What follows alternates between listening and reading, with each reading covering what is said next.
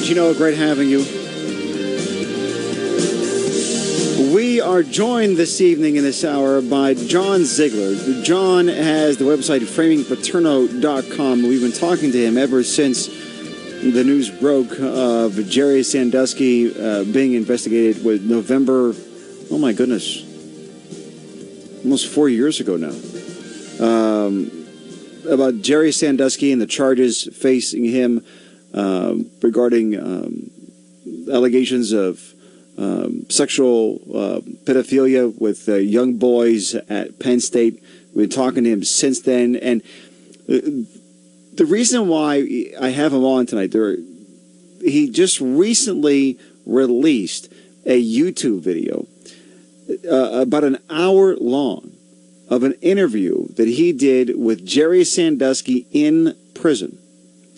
And the reason why this is important, why I wanted to have him on, is because so much of what most people believe about Joe Paterno in all of this is just not, it's not factual. It's not factual. It's not fair. And John is on right now to talk about that video, that interview that he did, that he just released as well. John Ziegler with us on the 84 Lumber Newsline. John, welcome to KDKA. Good to have you on. Robert, always good to speak to you, and thank you for saying that about Joe Paterno, because very few media people have had the courage to say it, even though it's patently obvious based on the facts. Let's talk about this video that you have available. It's on YouTube. Anybody's able to go and see it for themselves and watch it. First of all, real quick, how do they find it? Just go to framingpaterno.com. It's the top story there, highlighted in red. If you want to search YouTube, it's also easy to find. Basically, I'm referring to this as the testimony that Jerry Sandusky never gave, but he should have, both in court and to Louis Freeh. And if he had, at the proper time, and had been given the proper respect that it deserves, I think this entire story would have been very different. The NCAA certainly never would have been able to come down with the sanctions that they did, and I think that Joe Paterno's legacy would be in far better shape than it is today. You interviewed Jerry Sandusky, obviously in prison. That's where he stands now. Tell us about how you were able to get this interview. Well, this is part of why I'm releasing this now. And there's as you know, Robert, there's always a story behind the story, and here the story behind the story is a pretty good one. This was basically a combination of James Bond meets Barney Fife. You're not allowed to record in Pennsylvania state prisons.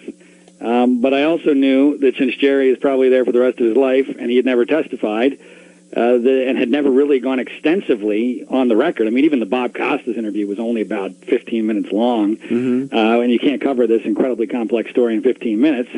So I was interviewing him for 3 hours in prison, and then another half hour on the phone. I could record on the phone, but I was not allowed to record in prison, at least by rule. Jerry had indicated that he had wanted to be recorded. That request was rejected. And so I decided, you know what, this is too important. The historical record here is too important. And so I brought in a pen with a recording device. And then I ended up vastly overthinking things because I was concerned that the pen might be inspected and be found out to be a recording device. And so I superglued the tip of the pen, thinking that I could dissolve the superglue after I got out of the prison, not having any idea how strict security would be. As it turns out, security wasn't all that strict at all. I didn't need the superglue, and the superglue didn't dissolve. So I had to destroy the pen at great expense, find someone who could salvage the audio, which eventually happened. And I didn't release it until now for a number of reasons, part of which was that I've suffered repercussions because of this violation of prison rules. And so I decided, you know what, this hour of interview is way too important. The historical record is too important. I don't care what repercussions may come down. I want people to be able to have a chance to listen to this. And I think it's incredibly important and enlightening about what really did and did not happen in this story. In light of that, the repercussions that you speak of, what is it that you could face as a result of violating this policy at the prison? Well, I don't think they're going to let me go see Jerry again, which is interesting because I interviewed him again. Here's what really happened. As again, the story behind the story is better than the actual story. Here's what really happened. Okay. I've told in writing this story before, but I've never released this portion of the audio. And the prison never knew about this. And so I went back a second time and interviewed Jerry again. Well, the second time I interviewed him, the mother of victim 6 in this case complained to the prison authorities, and they did an investigation. And so, I think I've been suspended from being able to go visit Jerry in prison because of this, which is pretty hilarious. But as a matter of fact, the first mainstream media question I got about this hour-long interview, Robert, and this tells you everything you need to know about the media coverage of this case, which has been horrendous from day one. The first and only mainstream media question I got was, what about the prison's reaction to me releasing the audio? Nothing about the actual audio, about what Sandusky says, what it means. Nothing about that. No, they only want to know about the prison's reaction because they have a narrative to protect, and that's a much better narrative for them. So is Jerry Sandusky, or was he willing to talk to others, anybody, or was he only interested in speaking to you? Well, there was a lot of, as there usually are in these situations, there were a lot of negotiations about how this would all go down. And interestingly, I made it very, very clear to him back when this interview was done, because my opinion of the case changed dramatically after my 2 interviews with him, because I was presuming he was guilty as hell. And my dog in this hunt was the truth and exonerating Joe Paterno, assuming the truth, warranted that, which I was confident that it would. And I made that very clear to his attorney and very clear to his wife, Dottie, and they were fine with that. They wanted to do the interview to try to help Joe Paterno, which is really ironic because Jerry and Joe never got along. It's very clear that Jerry still doesn't like Joe Paterno, and I think Jerry understandably blames Joe Paterno for part of what happened to him, because people forget, this is one of the great ironies of this case, is that without Joe Paterno's testimony partially backing up Mike McQueary, and this may seem crazy to people who haven't followed it, Robert, but I truly believe, and I'm certain of this, that if Joe Paterno had said, you know what, I just don't remember, or, that what Mike says doesn't make sense to me, they don't indict Jerry Sandusky, because they're not going to go to war against Jerry Sandusky with no one backing up Mike McQueary, not Curly, Schultz, Spanier, Paterno, nobody. McQueary was their star witness. And so despite all that, it was very clear that Jerry wanted to try to dispel this notion that there was some sort of a cover-up here, and if anything he could do to help the Joe Paterno story, he was willing to do it. And that was the most of the focus of the interview. But really isn't that confusing?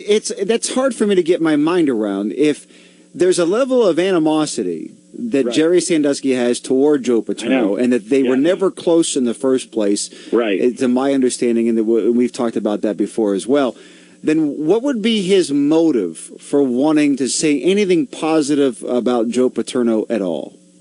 Well, if you listen to the hour-long interview, there are times when he actually goes out of his way to say things that are not helpful necessarily to the Paterno case, but because he thinks they're true. And for instance, there was a big controversy over a Louis Freeh email that Louis Freeh presumed meant that Joe Paterno had been informed of the 1998 investigation. And there was a theory that it was not Joe Paterno that email referred to, that it was in fact Jerry Sandusky. Well, Jerry Sandusky blows that theory to bits, even though it doesn't help him at all. But Jerry just said, look, in fact, he says to me, I'm probably not telling you what you want to hear. I said, Jerry, I don't want to hear anything but the truth. I don't care what it is. Just tell me what the truth is. And so I actually thought that went to his credibility. You ask a very good question. I don't know why that is. I think maybe he felt guilt over the fact that there had been so much destruction because of what he views as his stupidity of continuing to shower with teenage boys. And so that, I think he felt like there was guilt there. And two, I think he felt like, maybe this could help him in the Penn State community, where I still think he naively thought, well, gee, those people know me best.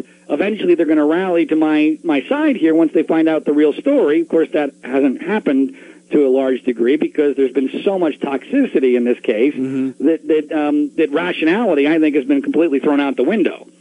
John Ziegler is with us from FramingPaterno.com. FramingPaterno.com. There's a YouTube video there that you can listen to, an hour-long interview that he had with Jerry Sandusky. We're going to talk more about that interview in just a moment. John Ziegler, once again, with us, FramingPaterno.com. more. There is my guest. FramingPaterno.com is his website, and that's where you will find the hour-long interview with Jerry Sandusky. The interview in prison actually going for over 3 hours, but an hour of that unedited, available on the website. John joins us now on the 84 Lumber Newsline. Now, this issue of the media and whether or not there's a reason to believe that anybody's going to look at this seriously and then quite possibly change anything. You're convinced that the media is not going to do anything with it. Well, of course not. And I've been right in every media prediction I've ever made on your show. And in fact, just a couple of months ago in March, I told you that I had audio of an ESPN reporter telling me things that were going to be in his Mike McQueary profile on ESPN, the magazine, Don Vannatta, that kind of shocked you. And I told you that if need be, I would release that information, and I did.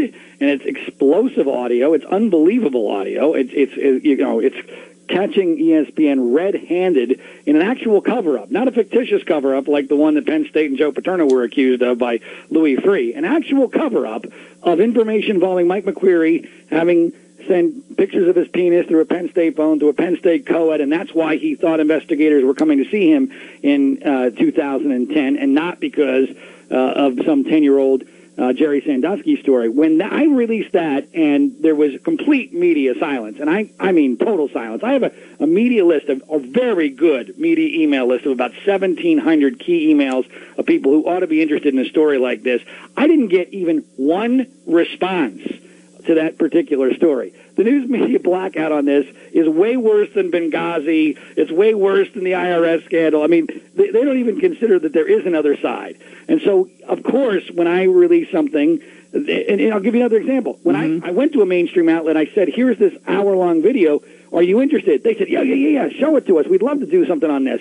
As soon as they hear it, Robert, and they realize it doesn't implicate Joe Paterno or Penn State or further implicate Jerry Sandusky, they're not interested anymore. It's only if they get their narrative supported. If it's another narrative, which is bizarre, because this, frankly, the real narrative here is the greatest media story of all time. I mean, somebody out there, it's not going to be me because I've already been destroyed. Somebody out there, there are prizes waiting for someone to tell the real story about what happened with Jerry Sandusky, Penn State, and Joe Paterno. I don't think it's ever going to happen because we live in a world where journalism is dead, and there are no journalists, there are no people with any courage whatsoever. It's all about keeping your gig in the news media. Now, I left the last segment by saying, however, yes, I fully realize that publicly, I'm basically banging my head against the wall when it comes to the media. I am the biggest realist in the world, and I know the media better than they know themselves, those jackals that are destroying this country. But there are a couple of media people who are very high profile with whom I communicate underground. And eventually, once the toxicity leaves the atmosphere on this story, the real story will be told in some way, shape, or form by people far more powerful than me. So I work on numerous levels. I look at this as a chess match, not a checkers game. People think I'm playing checkers. I'm playing chess with this thing. I'm not doing it for money. It's destroyed my career. It's ruined my life in many ways, but I don't care because I'm the only person willing to speak out about what really happened and did not happen in this story. And, Robert, this isn't even close. It's not even close.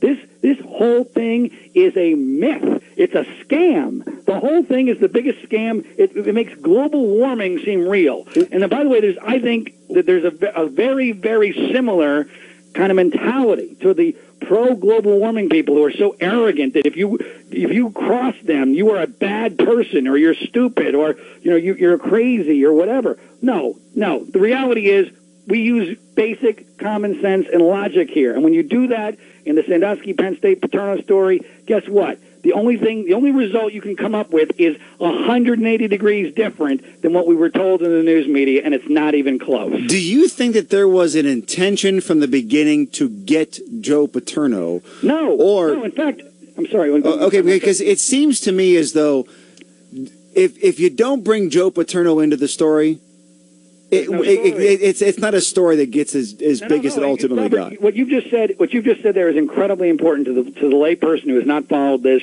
like I have for over 2.5 years on a daily basis. The most important thing people need to understand here is that on the first day of the story, the Office of the Attorney General in Pennsylvania praised Joe Paterno in an article by Sarah Ganim, who would end up winning the Pulitzer Prize. And by the way, real quick on Sarah Ganim, who I think is one of the villains in this story, and there's an interesting segment of this interview with Sandusky about her, which is mind-blowing. Why is it that Sarah Ganim has never written a book about her role in this case? I would suggest that that's an incredibly interesting fact, because the reason she has not written a book is because she can't write a book, because she can't, not because she's a terrible writer, which she is a terrible writer, but because she can't tell her real story without blowing the case up. She's got to be the only Pulitzer Prize winner on a story of this magnitude to not write a book. But anyway, but I digress. The reality of this situation is Joe Paterno was praised on the first day of the story. The Saturday and the Sunday of November 5th and 6th, when Penn State did not have a football game, there was no national news coverage of this story, hardly at all. I believe me, I've charted it. I own every video of major networks from that time period in existence. I have the closed circuit captioning from that period. You can't find the name Sandusky, and you certainly can't find the name Paterno for those first 2 days. Okay. It was only on that Monday when ESPN looked around and said, okay, the football games are over. We got a lousy Monday night game. NBA is on strike. No one cares about hockey yet. Baseball just ended. College basketball hasn't started. Let's look it over here, Joe Paterno. And ESPN did the same thing they've done to numerous other people. Only this one was a bigger fish to fry. This was the biggest fish they've ever gotten. Joe Paterno. They brought him down after 61 years. They brought him down in 2.5 days with a narrative that was bullcrap. The narrative was Mike McQueary saw a rape of a 10-year-old boy and told Joe Paterno about it, and Joe Paterno did nothing. That is a fantasy. Every single thing I just told you there is a fantasy. It's not even close. By the way, the boy, who was 14 at the time, I have recently, and I have this on audio, which I have not released yet, partially because it's illegal. It was illegally taped, but I have listened to it. I have that boy, as now a 27-year-old former sergeant in the Marine Corps, reaffirming his original statement given the day Joe Paterno was fired, saying nothing ever happened. So, I mean, the levels of insanity here, Robert, I have no idea how I've been able to remain remotely sane, although my wife might differ with that opinion, over the last 2.5 years, because this is as insane-making a perfect storm as has ever been created, and somebody out there in journalism world eventually, whether I'll still be alive or not, I don't know, maybe it's my daughter will have to do it, she's only 2 years old at the time, but somebody's going to tell the real story here, and it ain't what we were told in the news media. How much of it is because Joe Paterno expressed a regret that he wished he would have done more? Oh, my, boy, your questions tonight are dead on. It's amazing. That, to me, right there, you could write a book about just how that one statement has been misinterpreted. And in the logical world, the Paterno force is putting out that statement, which was, with the benefit of hindsight, I wish I had done more. Okay? Now, in the world that Joe Paterno had lived as a media darling for several decades, here's what the media reaction would have been. Oh, that's just so wonderful that he's actually taking some responsibility. He's the first one to stand up. He's accepting reality. This is the mark of a great man. But no, this has been continually seen as an admission of guilt because they leave out the with benefit of hindsight part. And by the way, the word more is incredibly important there, too, because it implies correctly that he did do something. He was the one that reported it. He was the one that did exactly what he was supposed to do. He followed up on numerous occasions, according to Mike McQueary. And by the way, without him, Robert, without Joe Paterno's grand jury testimony and his interview with the Office of Attorney General, which I released to the public in my free book, The Betrayal of Joe Paterno, which people can see at the website for free, framingpaterno.com, without those two statements by Joe Paterno, Jerry Sandusky, for better or for worse, never gets indicted. Joe Paterno is the closest thing to a hero in this case. That's how absurd and insane this whole thing is. And I have had numerous fights with Scott Paterno. He and I have disdain for each other because it was Scott Paterno, I believe, who wrote that statement, and that's not the reason why he and I have disdain for each other, but he has made numerous mistakes from a PR standpoint. I believe he was part of why this whole thing happened. I believe that he and Mike McQueary, either together or individually, misrefreshed Joe Paterno's recollection about that conversation that Joe Paterno originally had in 2001 with Mike McQueary, and that's why Joe Paterno's testimony has been misinterpreted. So, it's not like I have a love for the Paterno family. They despise me. I have disdain for Scott Paterno. But Joe Paterno is as close to a hero in this entire case as anybody's ever going to find. And there were a lot of people who were Joe Paterno haters long before this came out. Do you believe that they used this as an opportunity to get the man they wanted out years earlier? Look, you know the media as well as I do, Robert, right? Most of them are leftists. And by the way, the sports media is further left-wing than the mainstream news media, which is kind of shocking, but it's true. They are as far left as they get. They got joy, ratings joy, because it's a great story, the downfall of a legend, so that's number one. But number two, how much joy did they get in finally exposing the goody two-shoes conservative Joe Paterno as a flat-out fraud who was supposedly protecting a pedophile? I mean, that gave them a joy of sexual proportions, okay? And there is absolutely no doubt that played a role in all of this. Number one is always going to be ratings in the world that we now live in with the news media. But when it's backed up by a personal joy element that was clearly involved here, look out. I mean, Katie barred the door, and that's what happened to Joe Paterno. Is there a difficulty here in that doing a story on how the Joe Paterno angle was wrong would be another huge ratings boost to whoever broke it? However, the difficulty is, how do you do it without making yourself look inept, incompetent, or just part of this rush? Whatever news media would break this would make themselves look horrible in the process because they went along with this either willingly or they just didn't do enough or know enough. Well, we already have the perfect example of this. Bob Costas. Bob Costas said on the day that the free report came out that Joe Paterno was guilty and that Penn State ought to shut down football.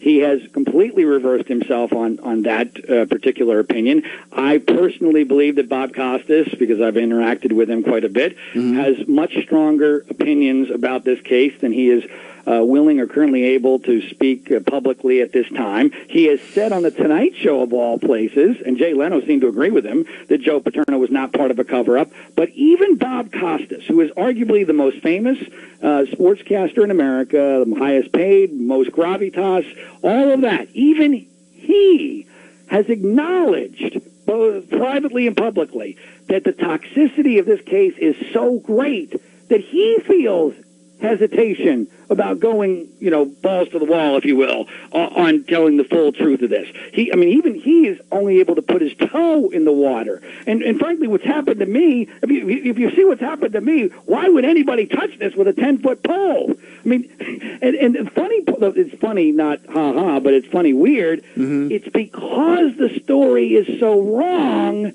that the media doesn't want to touch it. In other words, that's true too. Duke lacrosse, they corrected, because Duke lacrosse was a big story, but it wasn't huge. Same thing has happened with the Olympic bombing in Atlanta, Richard Jewell, right? It was a big story, but it wasn't huge. Not a massive amount of damage was done. So the media feels an obligation, and they feel it's okay to correct that. But they bet the house on Joe Paterno. Yeah, they weren't just covering something that others were doing. They were a part of it. Yes, they got everything. They went all in on this. Do me a favor, hold tight, because I'm running up on another break I have to take here, and I want to be able to finish things up with you and give you proper time. John Ziegler is with us, FramingPaterno.com. FramingPaterno.com. You can go and listen to the hour-long interview with Jerry Sandusky in prison. A lot of great information there. We'll give him an opportunity to kind of wrap things up with that as well. More with John moments away. me, John Ziegler from FramingPaterno.com. FramingPaterno.com. There is a 1 hour long interview with Jerry Sandusky from prison that's available there. A lot of great information and a lot of information that really supports the claims that John's been making for years now, that Joe Paterno has been framed in all of this, and he's been brought down completely unfairly. John, you make a great point in that the reversal on this is not something you can put together in a 20-second soundbite. You can't do this in a 2-minute package on a nightly newscast. It's almost one of those deals to where it's a 60 minutes piece that takes up the whole hour. Your questions tonight have been fantastic, because you've really hit on the most frustrating element in all of this for me. If anyone ever gave me, like you have tonight, gave me an hour to debate anybody in this entire country on this case, and there's thousands of media people who have made a lot of money from this case, I'll put up charity money, lots of charities, thousands of dollars, to debate anybody on your show or anybody else, and I've done this numerous times and no one will ever take me up on it. I would destroy any of these people who made a living off of this case for several years. But I need enough time. We live in a world where our attention spans are so short. Tweets, are 140 characters, and that's supposed to be a complete thought. And once the story is over, it's over. Now, the amazing part about this story allegedly being over is there's still 3 people who are facing trial for their freedom in this case. Yet in the media's mind, this case is stone cold, over.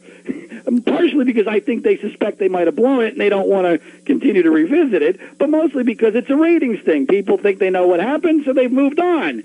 And if we can't live in a world, and this is why I have such passion for this, not just because I know the truth that no one else seems to want to embrace here, and the truth ought to matter, and justice ought to matter, and incredible injustice was done to a lot of people in this case. So all that is important. But to me, this is the case that is the absolute perfect storm that proves how broken our media is, how broken our society is, because of this short attention span, because the truth cannot win. The truth lost here, Robert, and it wasn't close. The truth got clobbered. And if we can't, I don't want to live in a society, I don't want my daughter growing up in a society where the truth has so little power as it has had in this entire case. From Joe Paterno to the 3 administrators facing trial for Penn State to Jerry Sandusky, nobody got a fair shake. The truth got lost and massive injustice was done. And if you have the time and the inclination, with an open mind, just go to FramingPaterno.com. Take a look at the videos we've got there. It's all right there. It's not that complex. This is not a conspiracy theory. The framing is figurative. It's not literal. This is very logical how this all transpired, and it's not the story you were told by the news media. John Ziegler, FramingPaterno.com is the website. The Sandusky jail interview video audio is there as well. 1 hour long, worth the listen. John, thank you very much for your time tonight. All the best to you. Thanks, Robert. Looking forward to having you on again. Once again, John Ziegler, FramingPaterno.com. Prison. It's on YouTube, but obviously it's audio. It's an audio recording, not a video recording. But full discussion. John, completely unedited, or is it edited? Completely. 1 hour of a 3-hour interview that is completely unedited, and it deals with how this whole story began. From the 1998 episode through Jerry Sandusky's retirement until what I believe to be the most underrated element in this entire case, which was the circumstances surrounding Jerry Sandusky being offered the head football coaching job at the University of Virginia in late 2000. Interestingly, about a month before the Mike McQueary episode occurred, or allegedly occurred, depending on your perspective on all of this. And I think that the Virginia job situation is not only fascinating, but blows apart so many of the myths that were created back in November of 2011, when people just jumped to conclusions. People jumped to the conclusion that, well, his retirement had to be connected to the 1998 investigation, even though he was allowed to coach for 2 full seasons after that, which makes no damn sense. And even though the University of Virginia offered him the head football coaching job in December of 2000, well after all this occurred, even though Joe Paterno was a graduate assistant at the University of Virginia, married a Virginia alumni. George Welsh had coached at Penn State and head coach at Virginia. There were all sorts of connections. If there was a whisper campaign about Jerry Sandusky, the University of Virginia in a bazillion years would never have offered the job. John, this is the first that I'm hearing that he was offered a job at Virginia. It's absolutely 1,000% factual. It's been misreported since the beginning of this case. And how were you able to validate his claim that he was offered the job? Well, that's actually been reported that he was offered the job. Okay. But here's the part that's really interesting.